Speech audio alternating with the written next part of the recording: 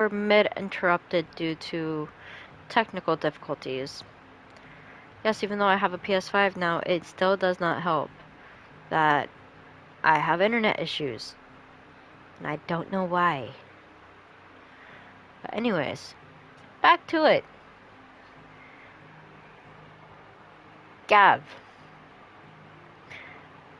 Sid's faithful scout, who puts his legendary nose to work in tracking the movements of slavers, soldiers, and any other object of interest to the hideaway. The ever-agreeable fellow only too gladly delving behind enemy lines if he can get a good story or two out of it. An ever-agreeable fellow volunteered to follow after the dominant that Clive had long been hunting, only to find himself being hunted in turn by the Imperials. As luck would have it, Clive arrived in the nick of time to save his life, forging an unbreakable bond between them. Being Sid's faithful scout, now one of Clive's closest and most trusted allies, he continues to put his legendary nose to work in service of the hideaway, the information he brings back from his expeditions proving invaluable for the curse breakers in their efforts to save bearers from servitude. Though he lost an eye during Hugo Kupka's attack on the old hideaway, his scouting senses remain undimmed.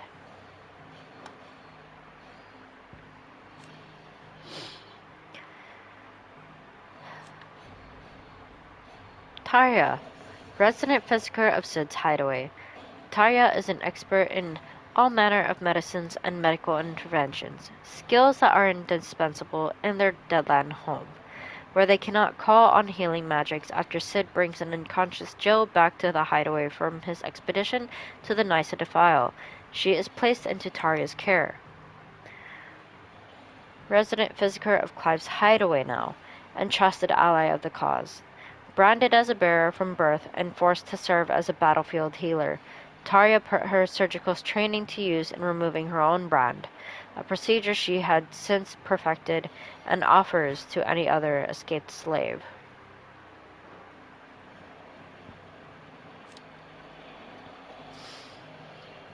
Charon, one of Sid's most trusted allies. After Sid's hideaway was laid to waste by Hugo Kupka and his minions, she and her hard-working yet long-suffering apprentice goats followed Clive to the new hideaway in Benumir, where they serve him in the same capacity that they served his predecessor, sourcing whatever supplies her fellow residents are in need of. Goats, now apprenticed to Charon, an ally of the hideaway. After Sid's hideaway was reduced to rubble at the hands of Hugo Kupka, he followed his nan in joining Clive at their new home on the lake. He has a keen interest in smithing and spends what little spare time he is granted heating and hammering metal, just as Blackthorn showed him.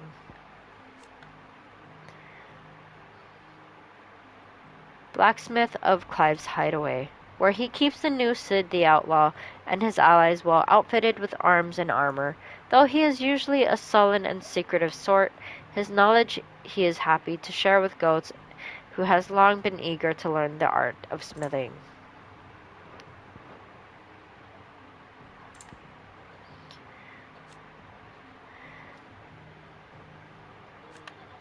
Midadal Telamon.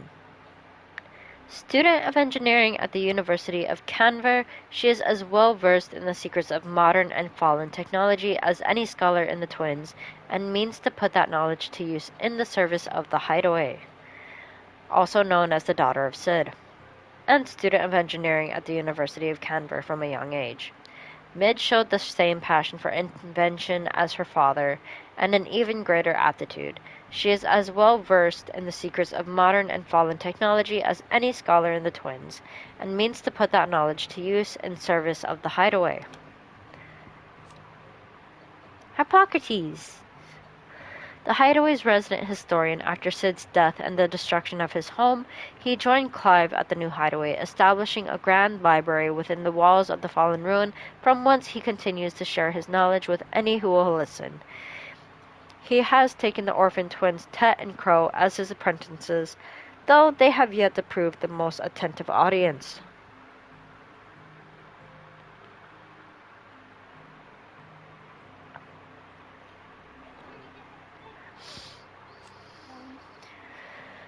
Vivian Ninetails, a scholar and strategist who makes her home in the hideaway, analyzing every shred of information that comes in from the wider world in order to divine the dispositions of the realm's armies and those who lead them. She offers her insight to Clive that he might better understand the lay of the land. The moniker Ninetails, of which she herself is fond, was gifted her by her fellow scholars in recognition of her ability to speak at length on almost any subject.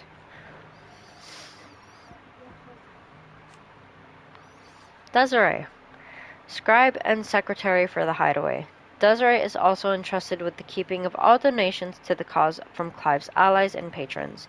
Though she could neither read nor write when she first came to the hideaway, Desiree labored night and day to learn her letters, and now the quill is never far from her hand. Her ever-cheerful demeanor is a bright light to those who make their homes atop the blackened mirror.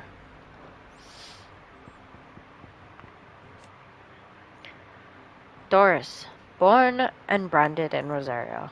Doris now captains the Curse Breakers, directing their bearer-liberating operations in concert with Cole, her second-in-command. While she is fiercely committed to the cause, she abhors violence and will only bloody her blade if circumstances demand it. Cole, second-in-command of the Curse Breakers, who assists with the coordination of their troops' bearer-liberating activities under the supervision of his captain. Doris, formerly a slave soldier for the First of the Republic, before being freed and taken in by those he now calls his brothers and sisters in arms. Veteran Cursebreaker, August, who often leads his own team in bearer-liberating forays. He also shares his wisdom and experience with Cole in assembling new units and training new recruits. One of Blackthorn's few close friends who shares the smith's fondness for a tankard or two, indeed. When August isn't on a mission, he can most often be found supping an ale and swapping a story in the hideaway's tavern. Obelus, an old friend of Otto's from his merchant seaman days, now serving as ferryman between the shores of Bunamir and Clive's hideaway. Knowing him to be a trustworthy and tight-lipped fellow, Otto invited him to join their cause after Sid's death, that he and his trusty skiff might help them build and operate their new hideaway in the lake. Kenneth, chief cook at Sid's hideaway, who lost his life on the night of Hugo Kupko's attack. He was well loved both for his ever-genial nature and toothsome fare he concocted from the limited ingredients available in their deadland home. Indeed, many of Kenneth's dishes remain on the menu in Clive's new hideaway.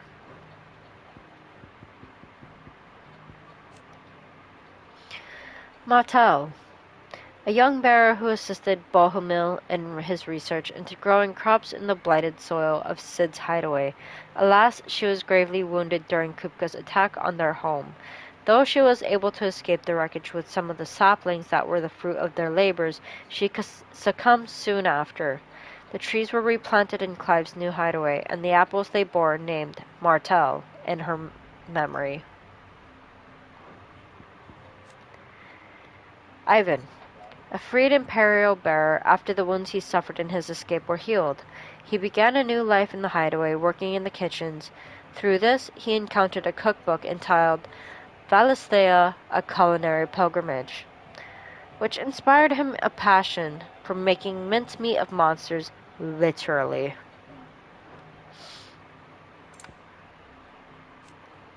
Tet, one of a pair of young twins who assist Harpocrates in the hideaway library, or at least are tasked to.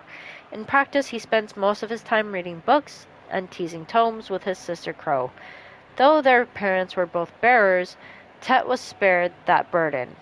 Alas, he was not spared the tragedy of losing both his mother and father when Sid's hideaway was laid low. Crow, the other twin, who assists Harpocrates in the hideaway library, or at least are tasked to. In practice, she spends most of her time reading books and teasing tomes with her brother Tet. Born a bearer like her parents, but spared the prejudice and persecution that they were forced to suffer, alas, she was not spared the tragedy of losing both her mother and father when Sid's hideaway was laid low. Quentin, inscrutable lord of Lost Tavern and the leader of the village.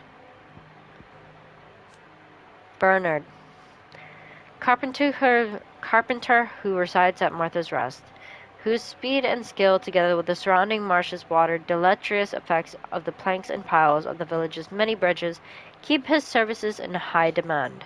He was born and raised in Cressida, where his parents lie buried, and has recently engaged to be wed.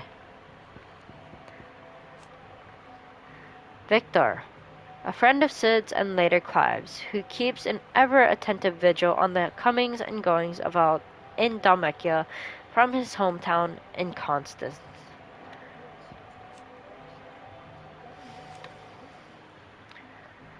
The Desert Hare, an old ally of Sid's who fell out of contact with the resistance after his death. The Desert Hare spoke with Sid and Sid alone, leaving the other members of the hideaway with few clues as to their true identity, only this pseudonym, the name Roseiryu, and the memory that Sid met with them in Dalamil. Now we know him as Lubor, forge master of the Briar's Kiss and the finest smithy in Dalamil. Lubor is also the Desert Hare, an ally of Sid's who once went by the name of Roseiryu Dalamil.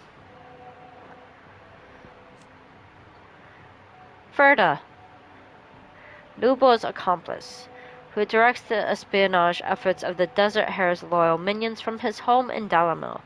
Born poor and turning to banditry at a young age, Ferda was saved from his life of crime by the original Roseiryu Dalamil, who gave him a new purpose, serving her own, somewhat less felonious endeavors. After Roseiryu passed away, he continued to serve Lubor in the same capacity. Attendant of Joshua. Attendant of Margrace. Servant of a man who goes by the name Lord Margrace. Together they travel across the Twins to some unknown end. But she is the attendant to Joshua.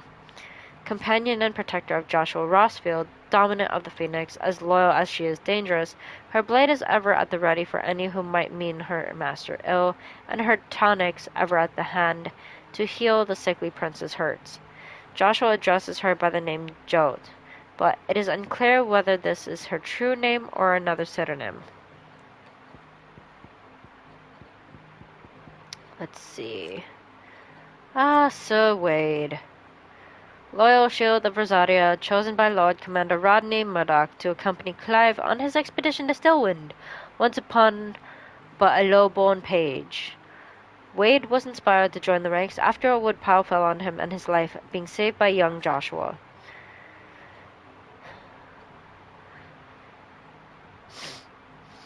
Chosen by Lord Commander Rodney Murdoch to accompany Clive on his expedition to Stillwind, though he did do all that he could to return the favor that he owed to Joshua for saving his life as a boy during the attack on Phoenix Gate. Wade was to meet the same fate as the prince. But now he is loyal Shield of Rosaria still yet. Though he was thought to have died during the attack on Phoenix Gate, he somehow survived not only the disaster, but the imperial conquest that followed. He and other like-minded shields took up residence in the abandoned Lazarus and formed the Guardians of the Flame, brothers in arms who fight for the restoration of the duchy.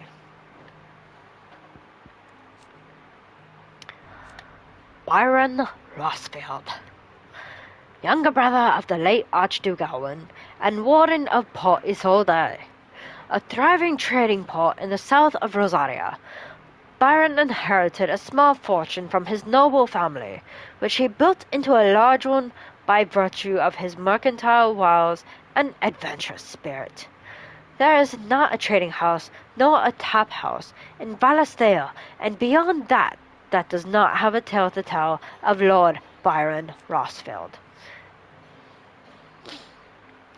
After the duchy was incorporated into the empire and Byron stripped of his titles, he shut himself away in his manor and gladly volunteered every gill of the onerous taxes and tariffs with which he was newly burdened, all to avoid drawing the empire's ire, and to keep the attentions from his support for the guardians of the flame.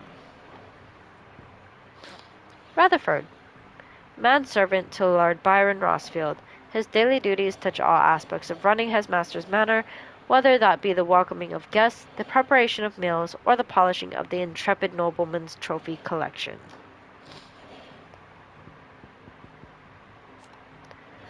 Olivier Le Sage, second son of Emperor Sylvester of the Holy Empire of Sunbreck, third of Empress Annabella, the capital B, making him half-brother to both Prince Dion and Clive. His mother has involved him in the affairs of the imperial court since he was but a small child. There is more to this little one, if I may say. I have received spoilers of who he is, but that will be for another day, when we do find out.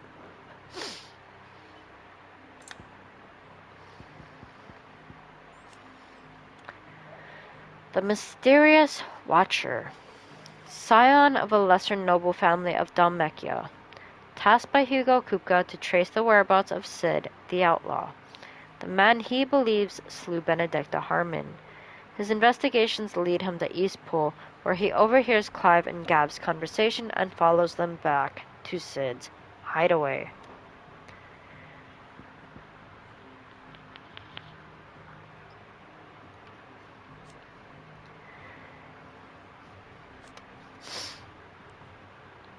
High Priest Emrian, Patriarch of the Crystalline Orthodox, who conducts his sinister ceremonies in the Cumraic, the holy sanctuary built around the heart of Drake's Breath. A zealous believer in the Orthodox's teachings that bearers and dominants are unclean creatures born of sin.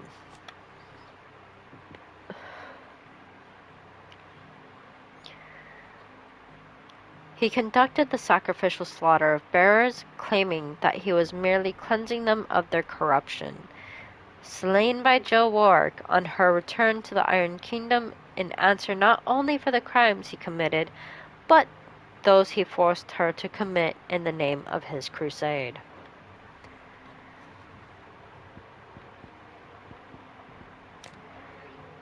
Marley.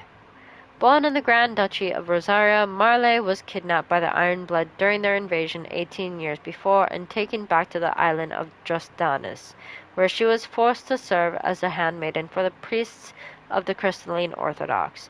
There she met the young Jo Warwick and took her under her wing, caring for the terrified child as if she were the mother Jo never knew. Medicine Girl. An orphan girl who pays for her bread by making and selling medicines. I wonder why they put her in here.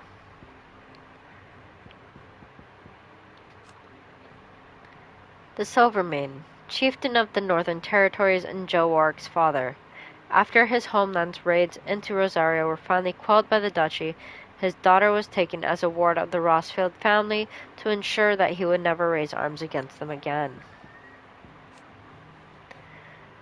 Ultima, an otherworldly being that Clive encountered in the inner sanctum of Drake's head. He addressed Clive as Mythos. Before attempting to merge their consciousness, however, Clive was able to summon the will to resist the creature before Joshua returned from the dead to imprison it in a cage of flame that he sealed away in his own heart.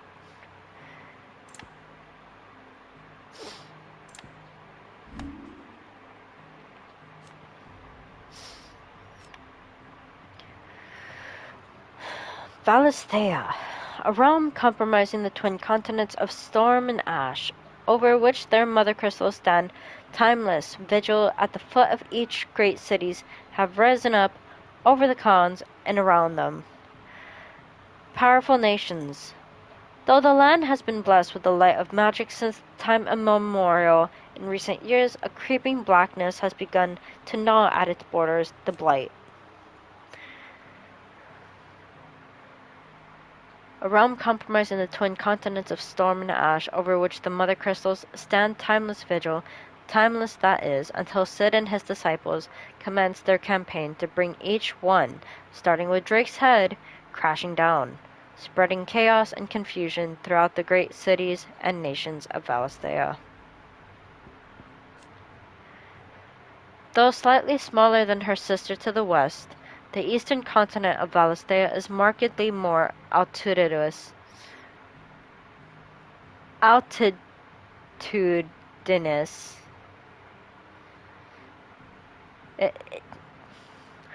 Whoever can pronounce that, please help me. It has the word altitude, but then dinous at the end. Altitudinous. I want to say. Her lightly wooded shore is guarded on all sides by nigh unscalable cliffs, having been ravaged by the blight still more grievously than storm. The kingdom of Willowed is now her sole remaining nation. Sid's hideaway. Refuge hidden in the blighted lands of Central Storm, from which Sid operates his secretive community of freed bearers, while survival in the Deadlands is wildly considered impossible. A combination of near indestructible fallen ruins and considerable ingenuity have led to the establishment of a safe haven where those who rally to their leader's cause are only just about able to eke out an albeit meager existence. Hidden refuge built in fallen ruins in the blighted lands of the Central Storm. It is from here that Sid operates his secretive society of freed bearers. So accustomed are most so-called branded to ill treatment at their master's hands, that their first experience of something approaching freedom within the hideaway's walls, maybe even something as small as a hot meal or a soft bed, can come as considerable shock. Hidden refuge built on fallen ruins in the blighted lands of the Central Storm. Here Sid and his adopted family of freed bearers from across the Twins made their home. That is, until the fledgling utopia was brought crashing down after its location was discovered by Hugo Kupka, dominant of Titan in the year 873. In but a single night the hideaway was destroyed, fewer than half managing to escape the slaughter visited upon them by Kupka and his men. The hideaway now as we know it. Established under the leadership of Clive Rossfield, who took on the title of Cid after his former leader's passing and Titan's destruction of the old hideaway, here a community of like-minded individuals from across the realm has gathered to build a place where people can live and die on their own terms. Like its predecessor, it is built within fallen ruins deep within the Deadlands of Central Storm.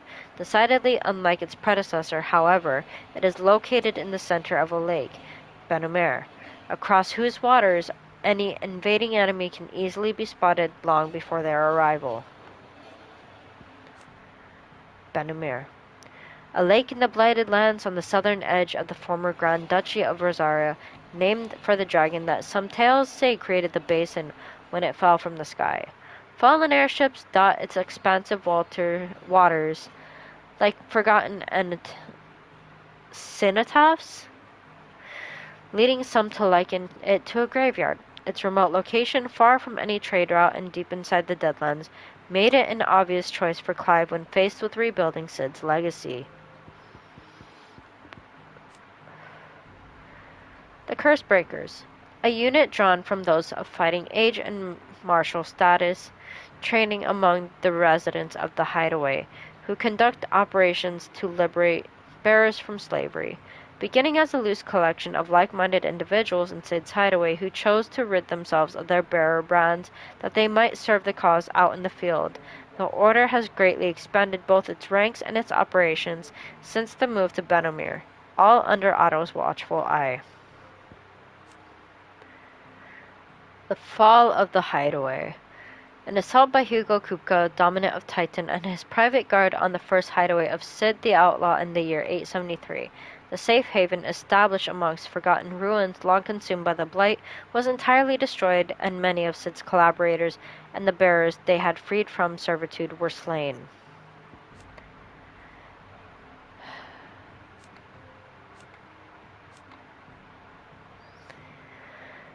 Nation occupying the western reaches of the continent of Storm, with Rosalith as its capital, Roseiryu was originally formed from a collection of smaller dominions, all of which now stand united under the banner of Archduke Elwin Rosfield. Not possessing a mother crystal of its own, the duchy has long been locked in bitter conflict with the Iron Kingdom over possession of the Drake's Breath, which lies still further to the west, in the midst of the boiling sea.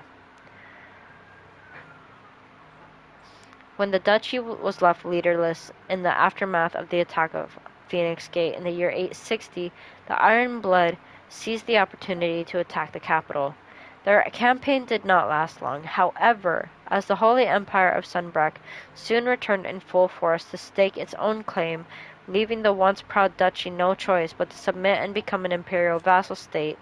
The lands of the compromising the western reaches of the continent Storm, formerly known as the now Grand Duchy of Rosaria, it became an imperial province after its annexation by the Holy Empire in Sunbreck in the year 861.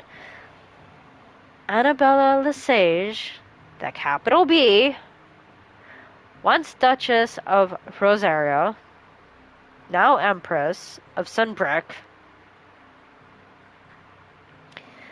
granted stewardship of her former home and title of Vicereine, a role she embraced with a very luscious and dashingly sadistic relish.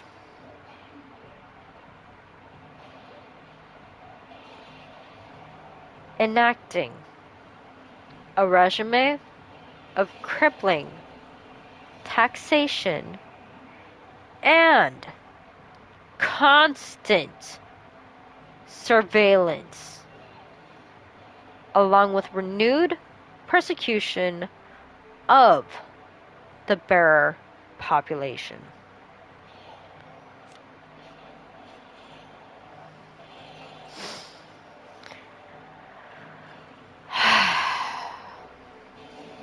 I really don't like her. I don't. With the fall of Drake's Breath, life for the people of Rosaria grew steadily more difficult, and countless thousands were forced to seek refuge in and around the country's already overcrowded cities.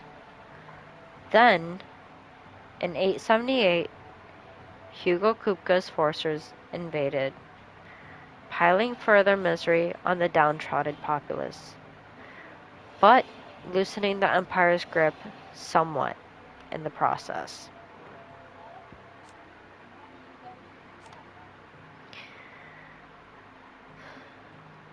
Rosalith, the capital city of the Duchy of Rosaria, Rosalith Castle, seat of the Archduke, stands at the heart of the storied settlement, whose marketplaces teem with activity. Alas, the encroaching blight has rendered vast swaths of the land to the north uninhabitable, driving refugees south in ever greater numbers and placing an unbearable strain on Rosalith's all too finite resources. Now being the former capital city of the Duchy of Rosaria, Annabella Lesage, the capital B, who once ruled alongside Elwin Rosfield as Duchess, now wields absolute power as Holy Empress of Sunbreck, and has established an administrative government under her command. The majority of Rosalith's citizens fled or were captured when the Iron Kingdom invaded, and now the only inhabitants are a handful of nobles and sundry others who have sworn allegiance to the empire for fear of retribution. When Hugo Kupka's forces invaded, the entire city was put to the torch. The magnificent castle sacked,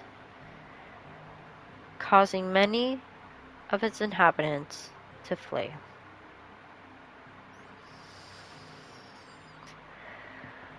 War is not a pretty thing. Situated in the heart of the ducal capital of Rosalith, it is from the towering ivory fortress that the Archduke and his family rule their nation, an architectural feat the founder himself would be proud of. The castle has stood since the early days of the duchy, and watched over the rise of his proud nation and the people who inhabit the city beneath. Situated in the heart of the ducal capital of Rosalith, it was from this towering ivory fortress that the Archduke and his family once ruled their proud nation. A well-armed Sembroquois garrison has been stationed here since 860, when the duchy was annexed by the Empire following the tragedy at Phoenix Gate, the subsequent invasion by Iron Crusade.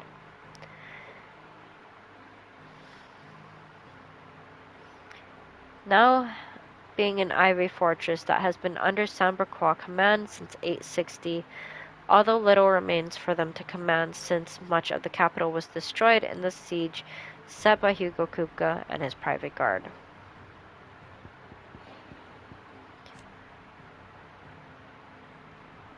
Guardians of the Flame, a clandestine group of ducal loyalists who lead the rebellion against the imperial occupation of Rosaria and against Empress Annabella, the capital B. Many of their number are drawn from those who survived the imperial attack on Phoenix Gate in the year 860, who know full well the empire's involvement in the duchy's fall.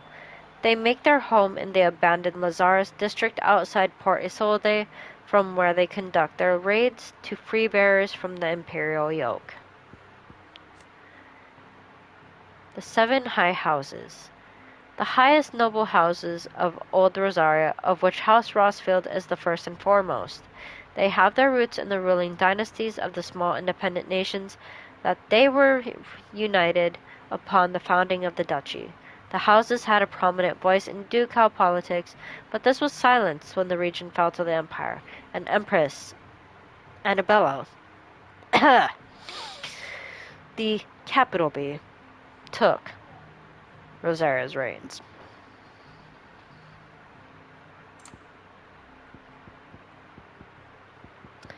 Let's see, what else do we got? Amber, a sleepy settlement nestled among the lofty peaks of southern Rosaria, located far from the capital. Its people survive by trading what produce they can coax from the stony soil and what little else they can gather from the surrounding hills.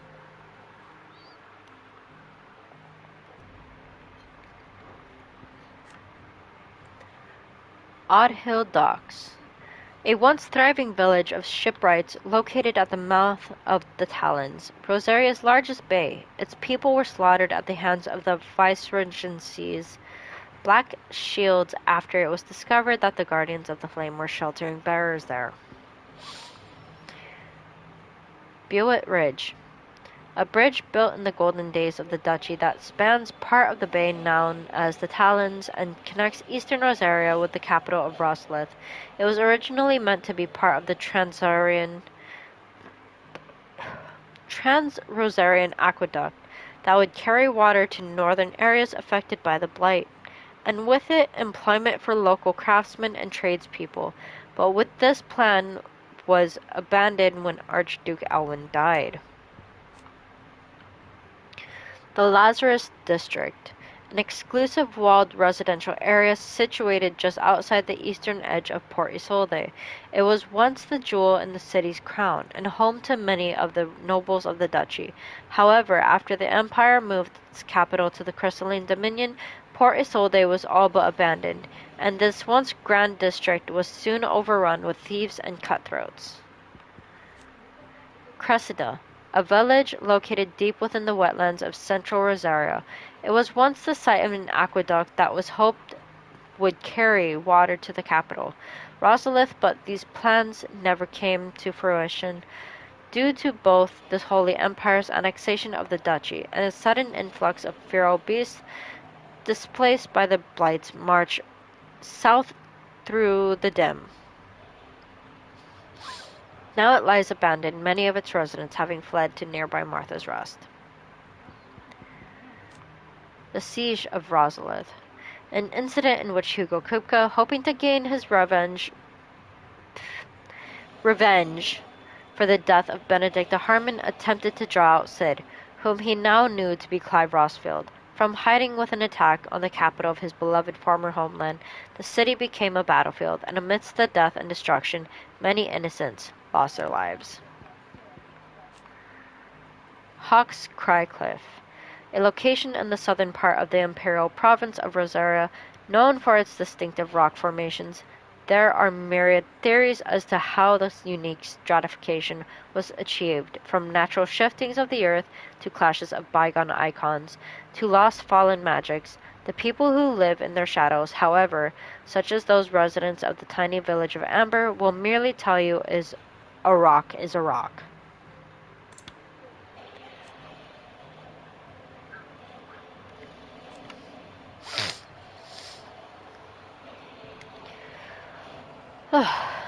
A nation occupying the northeastern reaches of the continent of Storm, with the great city of Oriflame, as its capital. Sunbreck is the realm's largest theocracy and home to the Mother Crystal Drake's Head. Under the rule of the Holy Emperor, the people of Sunbreck enjoy a life of plenty thanks to the crystal's blessings, which they believe to be a gift from the goddess Grieger herself. A nation occupying the northeastern reaches of the continent of Storm, Sunbreck is home to the Mother Crystal known as Drake's Head, at whose foot stands at the holy capital of Oriflame. The Empire has been at war with the Kingdom of Willowed, situated just across the Strait of Altha, ever since the Battle of the Twin Realms in 865, and judging by their clash at Belinus Tor in 873, neither side shows any sign of backing down. A nation occupying the northeastern reaches of the continent of Storm, with the great city of Oriflame as its capital. Political power in the Empire technically resides with the 5 cardinals, but even they are bound to the whims of the Holy Emperor in those matters of the state in which he takes interest. In the year 860, at Emperor Sylvester's behest, the cardinals agreed upon a plan to liberate Rosario from the marauding forces of the Iron Kingdom, after which the duchy had little choice but to bend the knee and become an imperial province.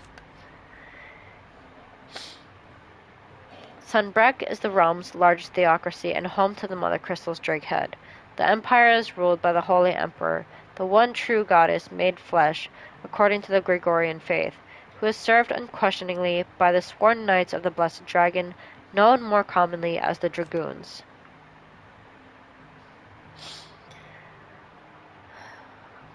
After suffering the ignominy of losing Drake's Head to an audacious assault by the outlaw Cid in 873, the Empire set its sights on the Mother Crystal of its nearest neighbor, the Crystalline Dominion. Sunbreck's legions duly stormed the historically neutral territory and installed the imperial capital at Twinside. This brazen act of conquest sent shockwaves across Valisthea and heightened the already considerable tension between the Empire and the Dalmatian Republic. Oriflame, former capital of the Holy Empire of Sunbreck, after its mother crystal was destroyed in an attack by Cid the Outlaw in the year 873, the decision was made to move the throne and her armies south to the Crystalline Dominion. Regardless of whether or not the Dominion's citizens approved, Oriflame has since fallen gradually into decline, having lost the Mother's blessing and all the benefits it brought.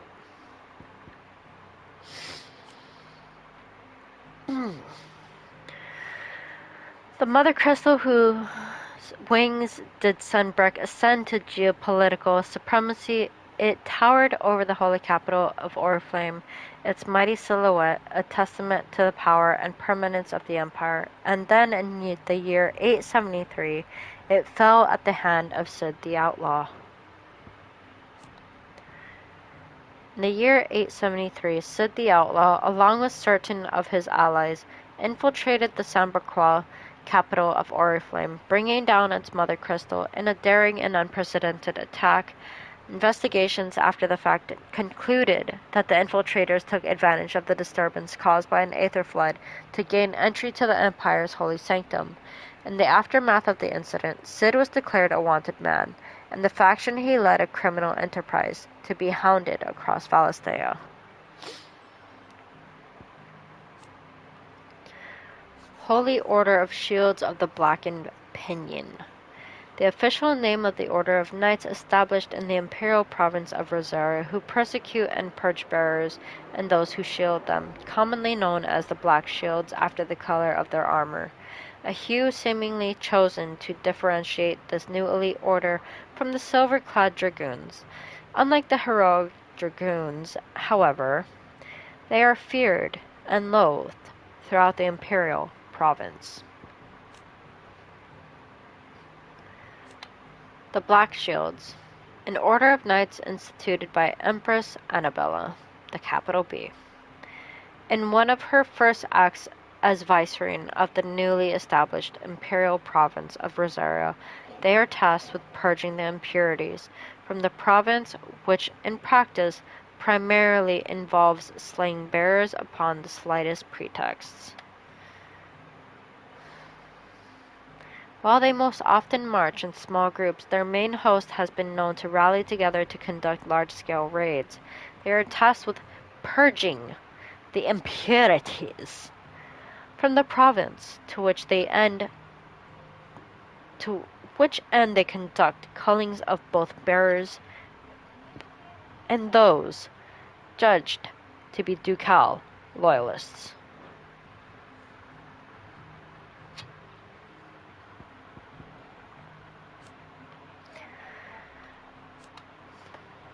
Vice Regency. After the incorporation of Roseiryu into the Empire, Emperor Sylvester elected not to rule the new province directly, but to make it of a vice-regency with Roseiryu as its provincial capital, incorporating the lands that were once Roseirian, ruled over by Annabella, the capital B, Duchess of Roseiryu, unfortunately. One of her first acts as vicereine was to institute a new order of knights, the Black Shields, who were dispatched to every corner of the province to maintain order. They would later come to serve as her personal army, settling her grievances against bearers and ducal loyalists.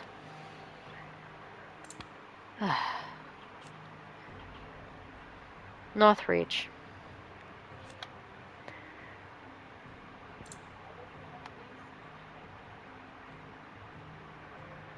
A town which doubles as a defensive gateway to Sunbreck's holy capital of Oriflame.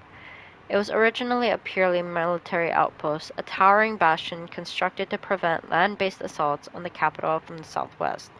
To this day, a heavily guarded checkpoint ensures that none can pass through the wall without prior authorization, and as such, the need to linger here prior to entering has led to the rise of a thriving market and various other commercial enterprises on the wall's southern side. The garrison, however, along with the inns and brothels most of the soldiers frequent, as well as the residences of the nobles who make Northreach their home, remain on the northern side. Northreach went from being a vital gateway to the seat of the empire to a forgotten country backwater in a matter of moons, and with the fall of Drake's Head, the aether was soon leached from the lands around it, leaving the fields fallow and the once thriving environs barren and lifeless. The Vale, Northreach's premier house of companionship. While it is frequented mainly by Sunbrook's nobility and military, Lady Isabel welcomes all with the desire and the coin to partake of the pleasures her skilled courtesans and courtiers offer. Few establishments in the empire are well loved, or as oft visited. More. A farming village located in the rye fields of the Royal Meadows, not far from the Sumberquaw capital of Oriflame. Her residents harbor a strong hatred for bearers, more even than anywhere else in the Empire, making it a very dangerous place to visit for those who bear the brand. The Battle of Belenistol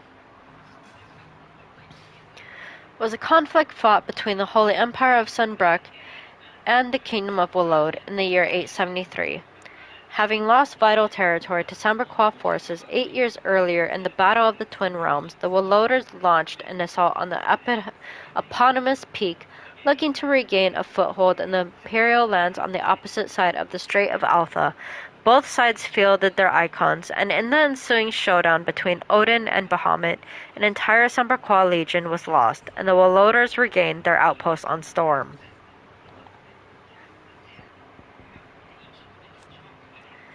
The Great Wood, a vast forest in the southwestern part of Sumberquaw. Wildlife thrives there, but the delicately balanced ecosystem has been thrown into disarray in recent years by the encroachment of the blight, and the beast driven before it, so dangerous has it become, the travelers rarely venture here anymore. Oribel Downs. In southwestern Sunbrook, where the Great Wood ends, lie the secluded meadows of Oribel. Here the soil is rich and the climate temperate, while the sloped terrain provides ample runoff for rain, making the location perfect for growing of wine grapes, something the residents of nearby Lostwing take very seriously. Norvent Valley, an expansive river valley that cuts through the southern central Sunbrook. The fortress of Caernarvon rises along to its eastern edge. Glorious, a key strategic point in central Sunbrook, its location just south of Oriflame makes it a vital first line of defense against any assault on the Holy Capital. The road from Northreach to Caernarvon and beyond to the Crystal Belt bisect the area, ensuring a constant traffic of Sumberquaw soldiers and traveling merchants. The Dragon's Eyrie, a gently sloping plain stretching east from the Sumberquaw checkpoint of Northreach. As the name implies, it is heavily populated with all manner of wild worms, and as such the lands remain relatively unspoiled by mankind. The King's Fall, located in western Sumberquaw, near the Roseiryu border, the King's Fall is a towering cataract fled by the waters of multiple converging tributaries.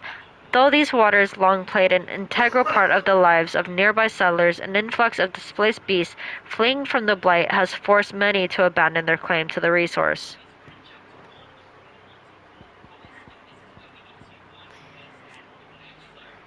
The Eye of the Tempest.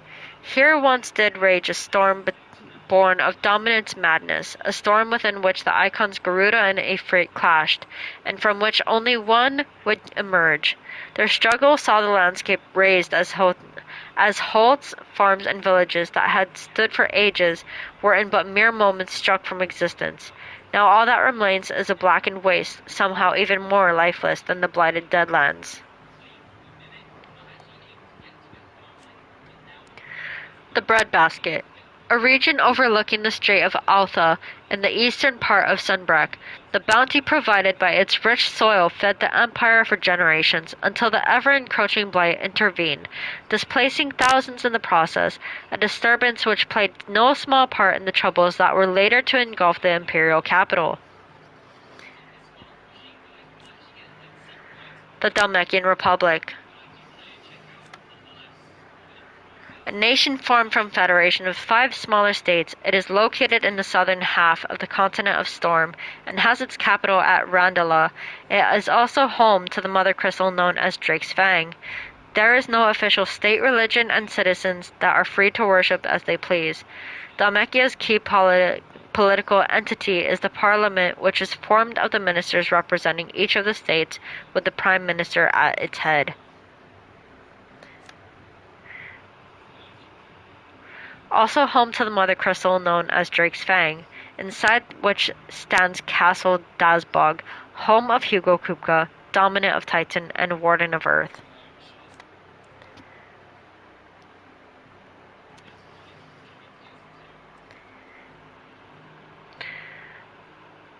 Kupka, obsessed with finding Sid and exacting his revenge for the murder of Benedicta Harmon, co-opted the soldiers of the realm and had them commit a series of atrocities in an attempt to flush him out of hiding.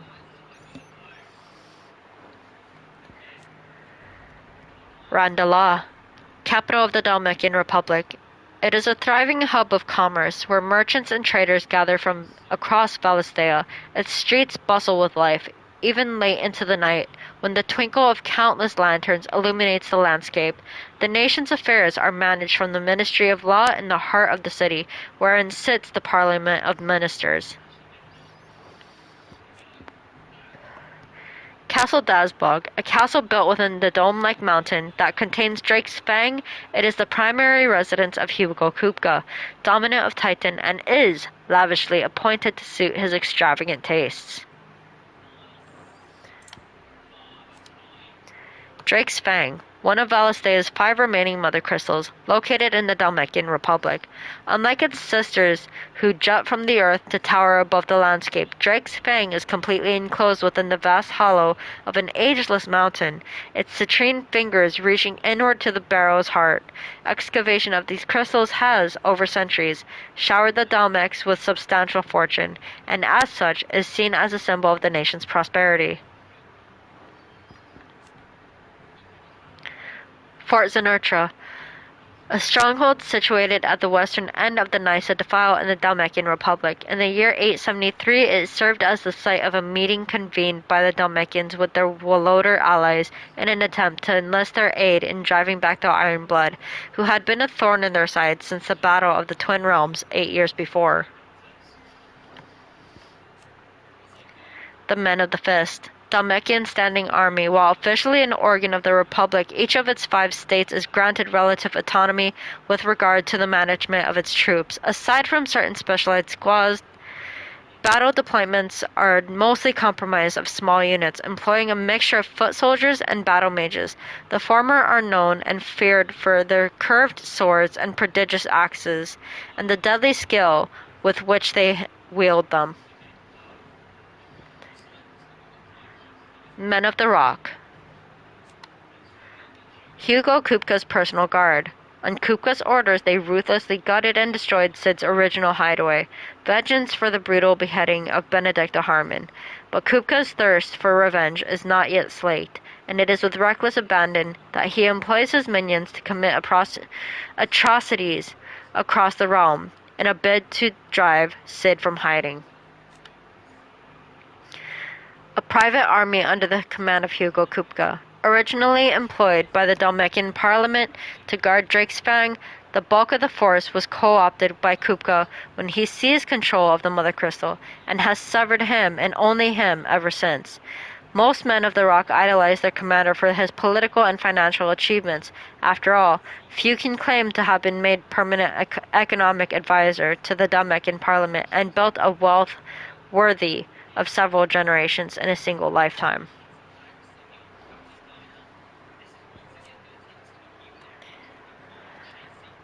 The Republican Parliament, the highest council of government of the Republic Dalmatian,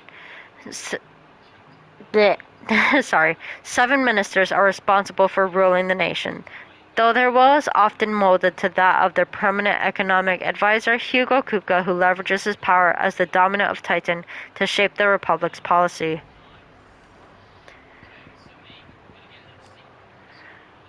Kosnes, a town located in the rugged northern reaches of the Dalmatian Republic. Though it was once a thriving trade post, the coming of the Blight has served to both discourage travelers as well as drive off longtime residents. All that now remain are refugees fleeing from elsewhere. Sorry, my goodness, I cannot English today.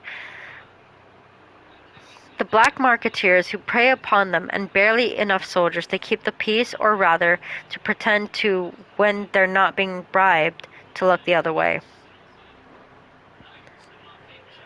Dalamil Inn, a literal oasis in the Valkyrie, a desert in the western part of Dalmatia. Dalamil offers goods, food, and respite to those travelers who endure the long march through sweltering sands. In particular, the hot spring baths, fed from nearby waters, will not only ease the pains of the road, but are also rumored to cure all manner of ills, from boils and buboes to the various afflictions to the groin, many of which are like to be contracted at one of Dalamil's many brothels.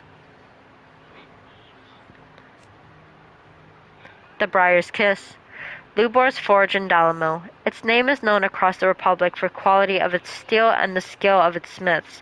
The forge master of the Briar's Kiss is a man of the many titles: Forge Master, Nonpareil, Desert Hare, Rosanna Dalamil, and dear friend and ally of the late Sidolphus Telamon.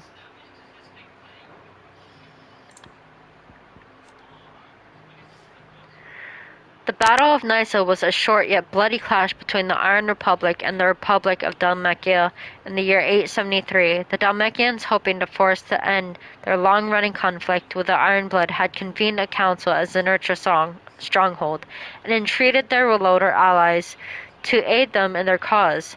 However, talks soon broke down, and the Dalmatians were left with no choice but to rely once more on the power of the mighty Titan, to whom they already owed a considerable debt. Thus was the stage set for a showdown between Titan and Shiva, the Ironblood's own icon, in which losses on both sides were too many to count. The Zenertran Consult. Looking to bring an end to their long-running conflict with the Iron Kingdom, the Dalmecs convened a council with their Woloder allies at Zenertra's stronghold. However, the Woloders were unwilling to concede to the Dalmecs' request, leaving the Republic no choice but to field its dominant. Hugo Kupka, in so doing, Parliament further indebted itself to this already powerful player in national politics.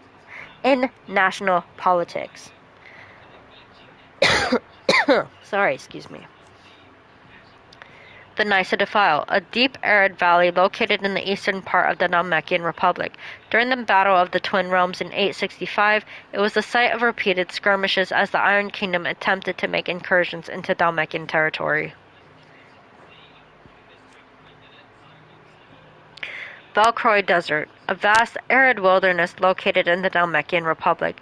The further west one travels, the deeper and more forbidding the sands grow, and the more frequent the signs of settlements long since deserted. To the south, water can at least be found, albeit piping hot, a quality which has given rise to Dalamil Inn and hot springs surrounding it. Despite the forbidding environment, trade ensures a steady flow of traffic north and south, served by various inns along the way.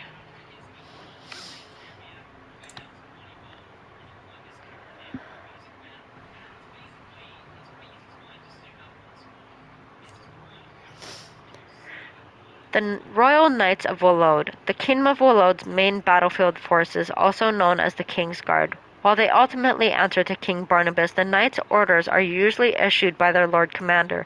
The Royal Intelligencers, a special unit led by Benedicta Harman, dominant of Garuda, are a notable exception to this rule, reporting as they do directly to the King.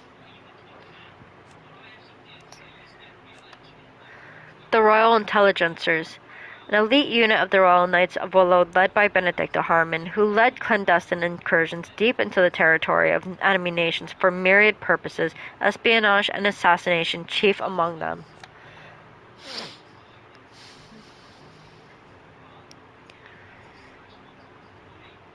Unlike Waloed's main battlefield forces, whose orders are usually issued by their Lord Commander, the intelligencers reported directly to the king.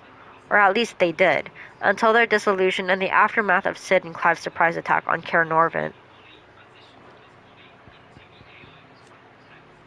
Thalin, a mining settlement in the southern part of the continent of Ash. It is known for the adamantite it produces, a resource highly prized for its unrivaled durability, but this is both a blessing and a curse, leading as it has to repeated attacks by marauding orcs over the years.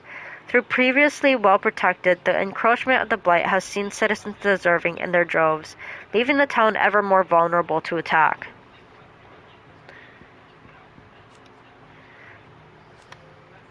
The Iron Kingdom, also known in the local tongue as Harren.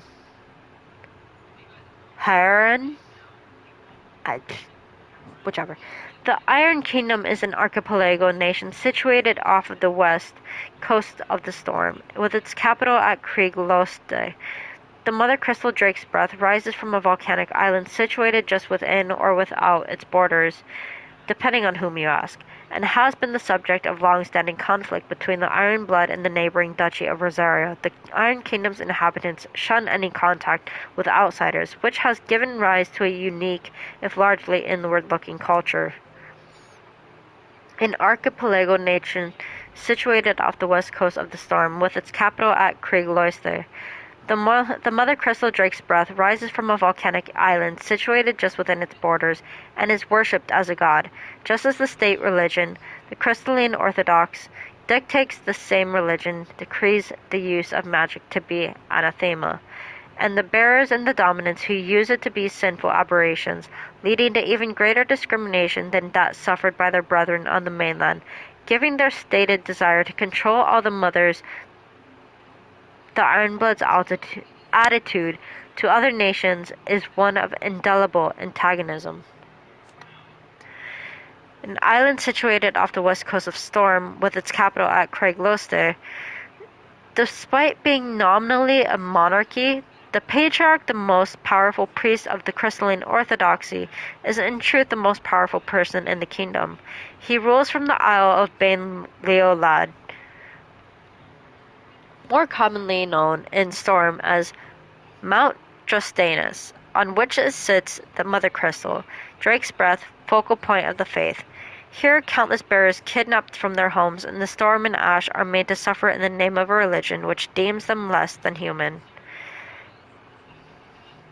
In the year 878, its Mother Crystal Drake's Breath was destroyed in an attack launched by the Cid the Outlaw.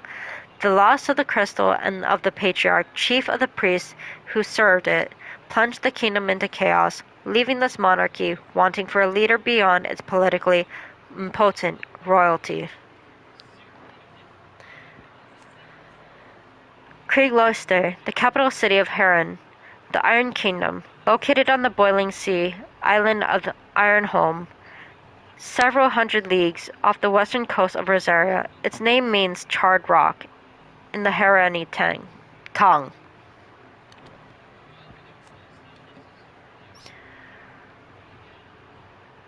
Drake's Breath, a mother crystal that once commanded the waters between Roseiryu and the Iron Kingdom. After centuries of bitter conflict, the Iron Blood took control of the crystal and the island which it stood. That is, until the year 878, when the sacred spire was brought crashing down by none other than Cid the Outlaw.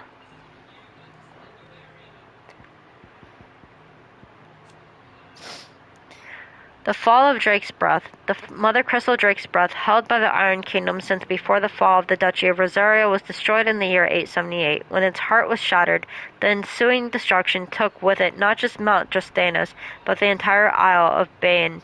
Leodad Imrain, Patriarch of the Faith, known as the Crystalline Orthodoxy, was also killed in the attack.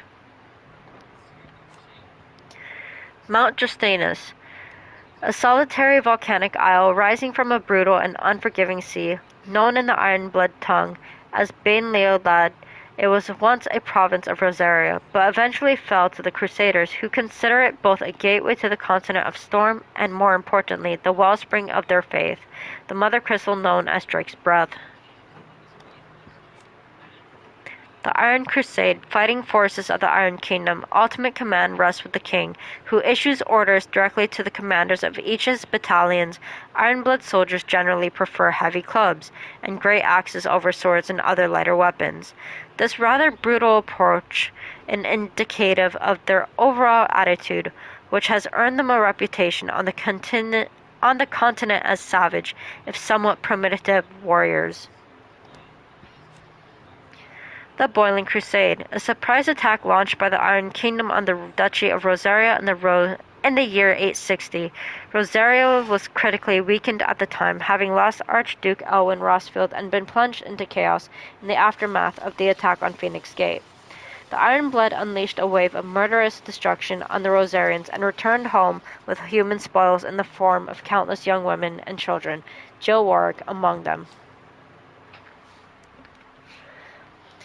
A once independent state straddling the continents of storm and ash, its capital Twinside is built on the tiny Isles of Ark from which its mother crystal Drake's Tail rises, after Drake's head was destroyed in 873. The Holy Empire of Sunbreck declared Twinside its new capital in defiance of the long-standing non-aggression treaty, which, while controversial, the move carried out by Prince Dion and his Knights Dragoon proceeded mostly unopposed, largely due to the Dominion's lack of a dominant of its own with which to intimidate the interlopers. Twinside, the former capital of the Crystalline Dominion. After a unilateral maneuver by the Holy Empire of Sunbreck in 873, it became the imperial capital.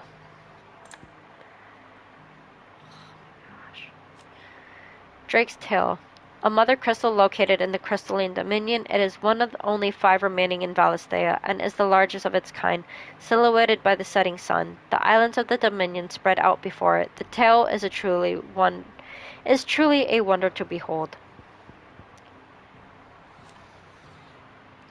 Non-aggression treaty, a pact in which codified the agreement between nations to refrain from invading the Crystalline Dominion and laying claim to its mother crystal.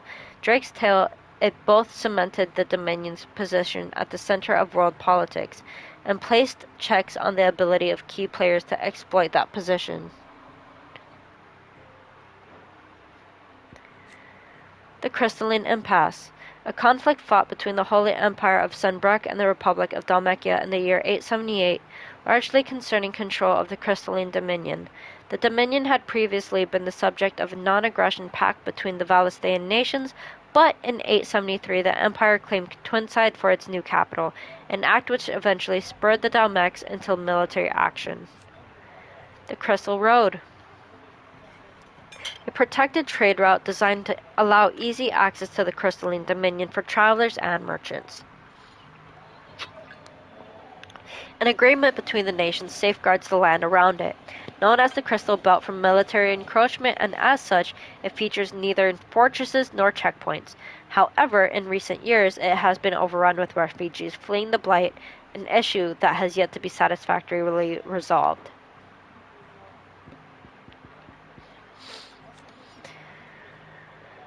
The Free Cities of Canver, a federation of neighboring independent city-states located to the southeast of Dalmatian Republic. While originally part of Dalmatia, the cities achieved their independence in the year 857, hoping to step away from the Republic's internal struggles and focus instead on the commerce upon which their prosperity had been built. Political power currently resides with the Council of Guildmasters, prominent Canverian traders and craftspeople. The lack of a dominant or a mother crystal to covet, along with its considerable financial resources, allows Canver to retain both its independence and neutrality in the face of considerable turmoil elsewhere. As such, it lacks a standing army, the defense of its walls having been relegated to a small yet well-trained city guard. Old Canver, the capital of the Free Cities of Canver, located at the tail end of Titan's Wake in the southeast storm. It is a hive of mercantile activity, where one can hardly move for the trade transacted on nigh every cobbled corner.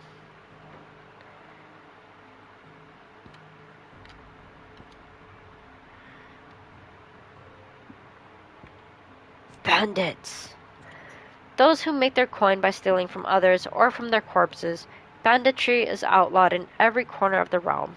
So those who turn to it must make their beds from the eyes of the constabulary, often setting up camp in abandoned villages. Some brigands will elect to band into small armies, that together they might have the strength to make raids upon towns and villages in search of the food and funds they need to survive.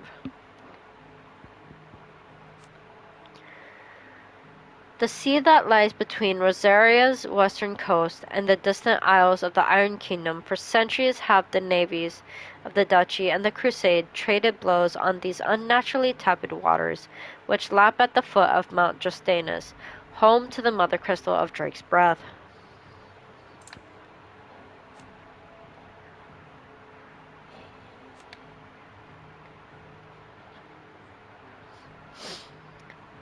A bitterly cold region in the northern reaches of the continent of Storm, it was originally home to the mother crystal known as Drake's Eye, around which a series of small nations sprang up, nations whose belligerence proved troublesome for Roseiryu over the centuries in time. However, the mother crystal's power dwindled, and with it the power of these warlike nations, with the blight encroaching on their territory ever more. The remaining tribes were united and pacified by Archduke Alwyn Rosfield of Roseiryu in the year 854. A bitterly cold corner of Storm's most northerly reaches, the loose collection of nations that sprang up around the region's erstwhile mother crystal, Drake's Eye, were united and pacified by Archduke Alwyn Rosfield of Roseiryu in the year 854. However, in the years following Roseiryu's annexation by the Empire, a combination of both the Blight's inexorable advance and Sanbreque's lack of interest in the territories has only worked to quicken the area's destabilization.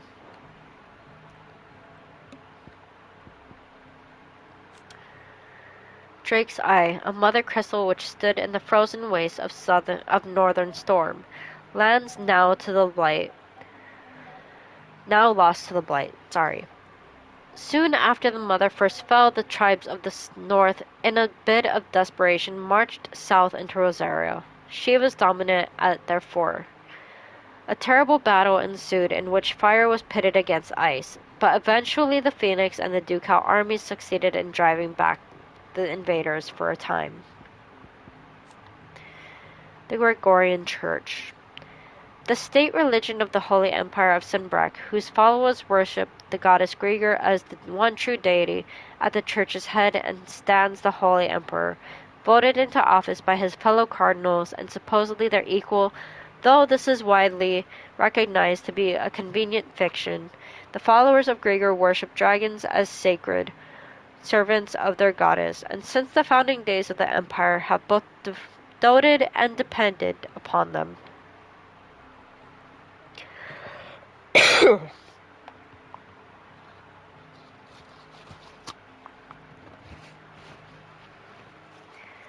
But for now, we'll end it here. I'm starting to kind of lose my voice, so other than that, until the next time, in the next video. Bye!